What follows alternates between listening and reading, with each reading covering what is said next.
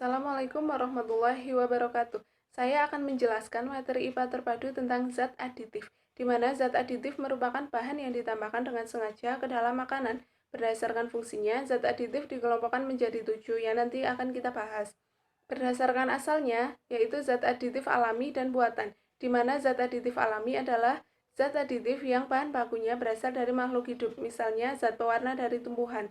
Zat aditif buatan diperoleh melalui proses reaksi kimia yang bahan baku pembuatannya berasal dari bahan-bahan kimia, misalnya pemanis buatan dari sakarin.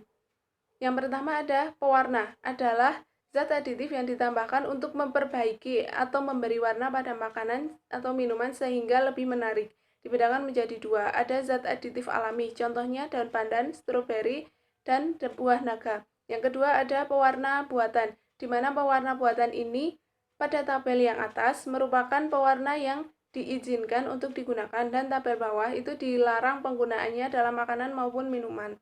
Selanjutnya ada pemanis, merupakan bahan yang ditambahkan sehingga dapat menyebabkan rasa manis. Ada pemanis alami, meliputi gula pasir, gula aren, gula kelapa, dan lain-lain.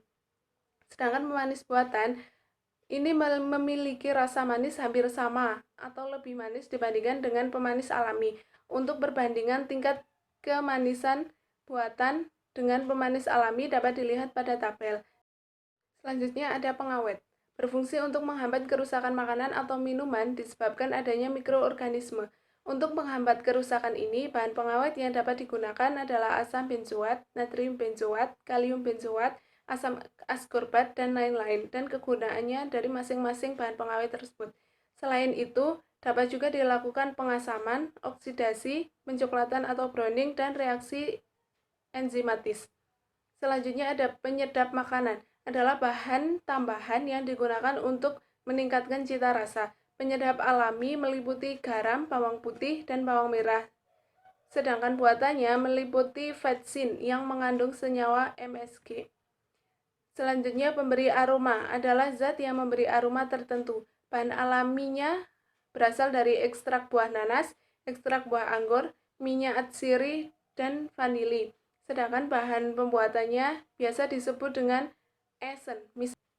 Selanjutnya ada pengental, adalah bahan tambahan yang digunakan untuk mengentalkan makanan yang dicampur dengan air. Pengental alami misalnya ada padi, gelatin, gum, agar-agar, dan algiat. Contohnya saat membuat capcay, agar kuah dari capcay kental, biasanya saat memasak capcay dapat diberi larutan padi. Pengemulsi adalah bahan tambahan yang dapat mempertahankan penyebaran atau dispersi lemak dalam air dan sebaliknya. Di sini, minyak dalam air tidak bisa bercampur.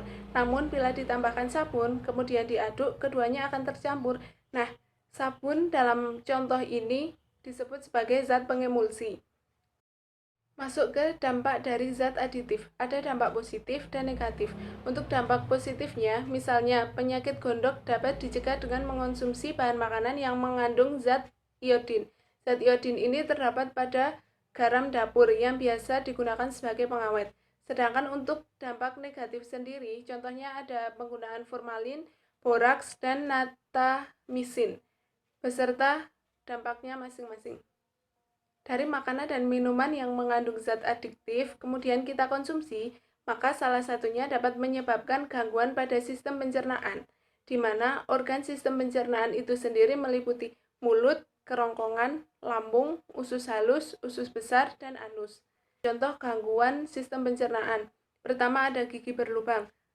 Makanan yang dapat menyebabkan gigi berlubang antara lain permen, minuman bersoda, dan makanan manis lainnya. Kedua ada kanker mulut. Kanker mulut ini dapat terjadi karena penggunaan formalin dalam jangka waktu yang panjang.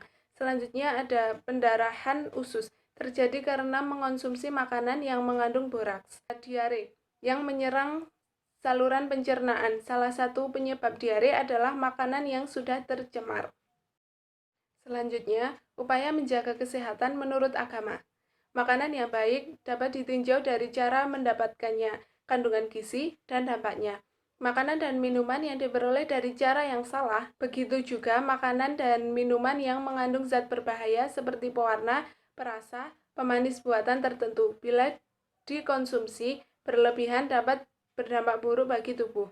Contoh dalam agama Islam, Allah berfirman dalam Quran Surah Al-Baqarah ayat 168.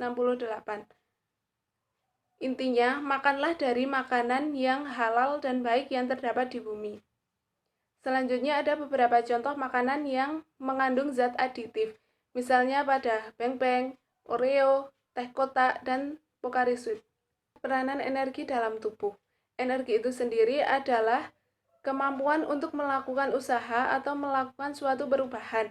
Bentuk energi ada potensial dan kinetik. Energi kinetik adalah energi ketika suatu materi berpindah atau bergerak. Sedangkan energi potensial adalah energi yang dimiliki oleh suatu materi karena lokasi atau tempatnya. Nah, energi potensial ini memiliki beberapa macam. Salah satunya adalah energi kimia. Energi kimia ialah energi yang terkandung dalam suatu zat. Misalnya, makanan memiliki energi kimia, sehingga orang yang makan akan memiliki energi untuk beraktivitas.